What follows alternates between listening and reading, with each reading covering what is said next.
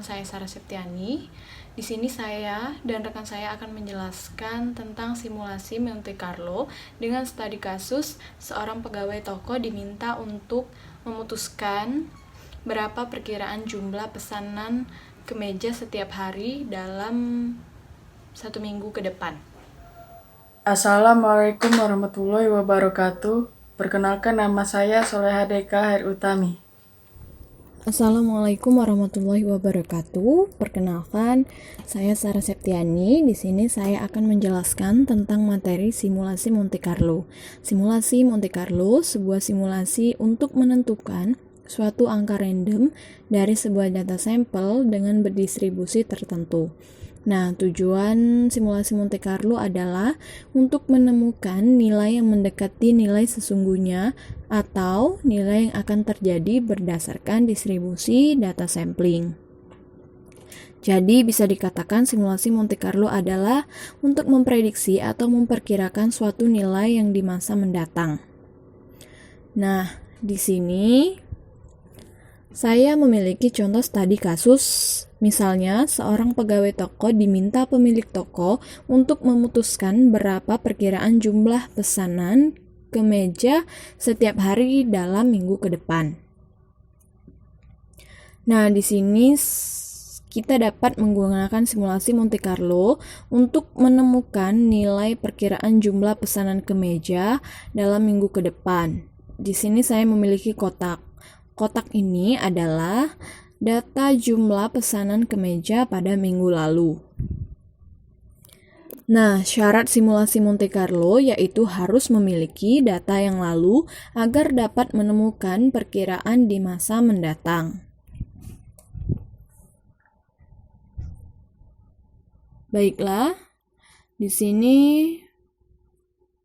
permintaan atau per hari. Ada satu kemeja per hari ada 25.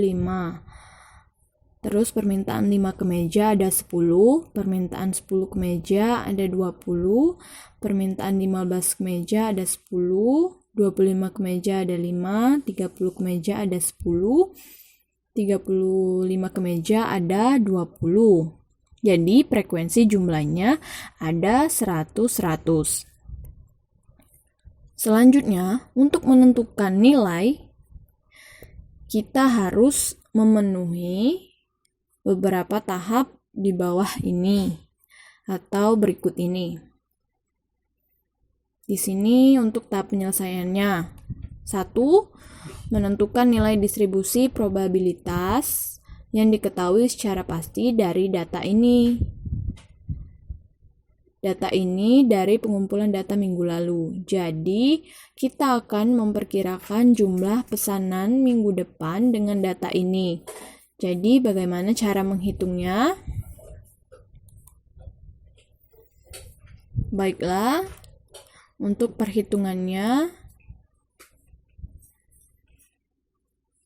ada 25 dibagi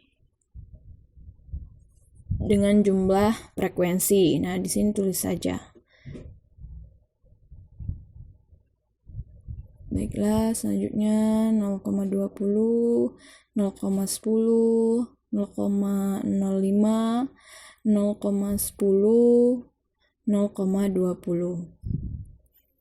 Nah, selanjutnya kita ke tahap distribusi kumulatif, yaitu tahap untuk mengkonversikan distribusi ini, distribusi probabilitas, ke dalam bentuk frekuensi kumulatif. Nah, distribusi kumulatif ini akan digunakan sebagai dasar pengelompokan dari batasan interval dari batasan acak. Nah, ini jadi nanti hasil dari distribusi kumulatif ini akan berhubungan dengan tag number. Agar tag number dapat tag number atau interval angka dapat ditemukan nilainya. Jadi harus didistribusikan kumulatif dulu. Caranya ini 25. Misalkan Ini pertama, jadi kita tulis dulu 0,25. Yang baris di atas ini ditulis lagi 0,25 ditambah dengan yang ini 0,10. Jadi ini sama dengan 0,35. Lalu jadi di sini juga sama, hasil dari ini ditambah dengan baris yang sama. Baris yang ini maksudnya. Jadi baris sebelumnya ditambahkan dengan baris saat ini. Nah, 0,35 tambah 0,20 sama dengan 0,55. Selanjutnya 0,55 ditambah 0,10 sama dengan 0,65. 0,65 ditambah 0,05 sama dengan 0,70. 0,70 ditambah 0,10 sama dengan 0,80. 0,80 ditambah 0,20 sama dengan 100. Hasil dari ini harus sama dengan hasil perjumlahan frekuensi ini. Jika perhitungan ini perhitungan benar, maka hasilnya juga akan sama. Nah, untuk selanjutnya kita ke tag number. Tag number ini interval angka untuk menentukan batasan. Jadi ini kan 25. 25 ini menjadi batasan angka dari sini, dari satu kemeja ini. Jadi bisa kita tulis 0 sampai dengan 25. Jadi ini kan 25. 25 ini menjadi batasan angka dari sini. Nah, di sini juga sama, ini batasannya 35. Jadi dari sebelumnya baru ditambahkan 1. Selanjutnya 56 sampai dengan 65, 66 sampai dengan 70, 71 sampai dengan 80, 81 sampai dengan 100. Nah, di sini kita sudah menemukan batas interval angkanya, angka untuk setiap data ini, setiap dari data ini.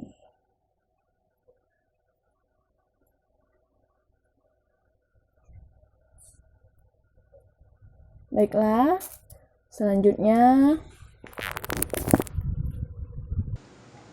kita mensimulasikan atau menjalankan proses simulasi dengan menggunakan bilangan acak atau nilai random ini. Kita harus menentukan dahulu nilai random ini, baru kita dapat memperkirakan jumlah pesanan yang ada di sini, di dalam kolom ini. Cara untuk menemukan nilai random ini kita dapat menggunakan Microsoft Excel untuk menentukan nilai random. Di sini sudah saya siapkan caranya dengan menggunakan fungsi rand. Klik 2 kali. Di sini ada 2 parameter. Yang pertama batas awal dan yang kedua batas akhir. Batas awal berarti satu saja sampai top. Top ini maksudnya batas akhir. Karena di sini frekuensinya 100.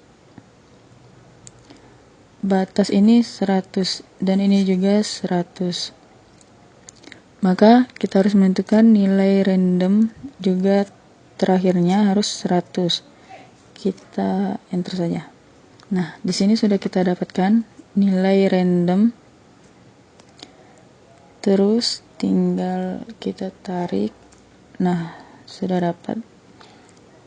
Kita pindahkan juga tag number biar gampang. Nah, ini dulu pindahkan dulu ke sini. Sampai selanjutnya nilai random juga dimasukkan. Tinggal di copy paste.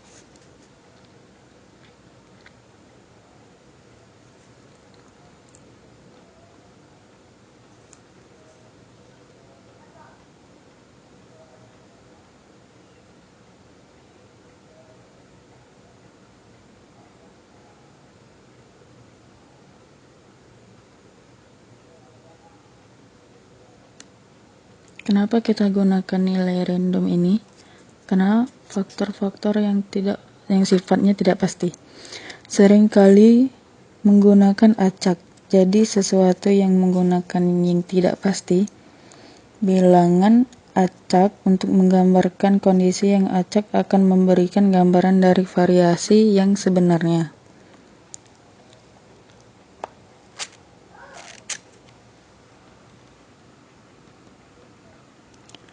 Kita menggunakan ini untuk menentukan yang sebenarnya atau memperkirakan nilai yang sebenarnya. Caranya untuk memperkirakan jumlah pesanan, kita dapat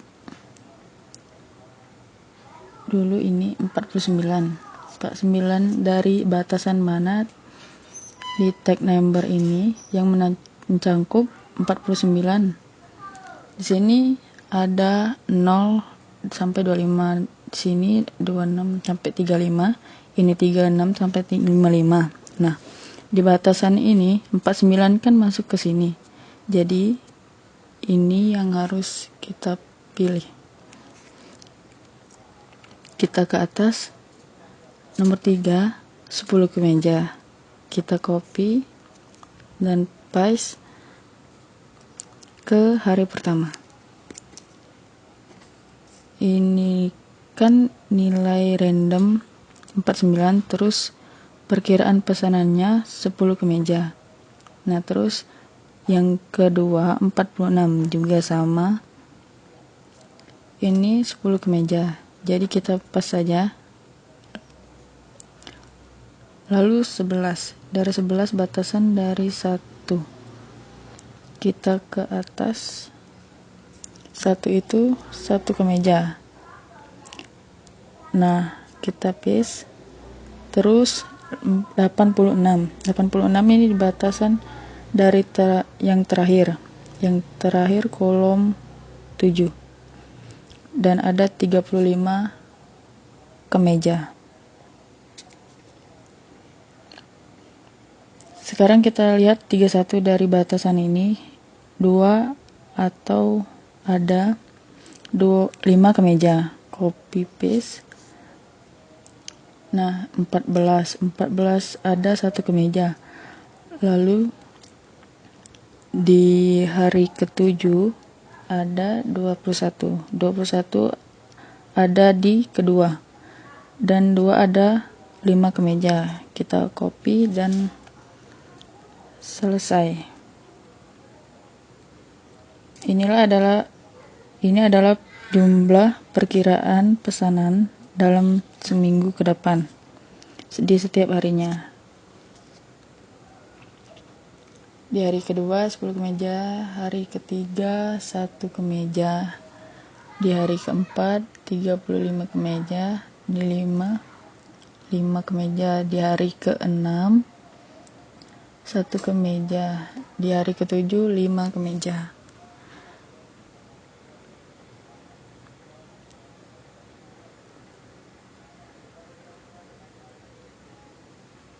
Dan sekian dari saya, kurang lebihnya saya mohon maaf. Wassalamualaikum warahmatullahi wabarakatuh.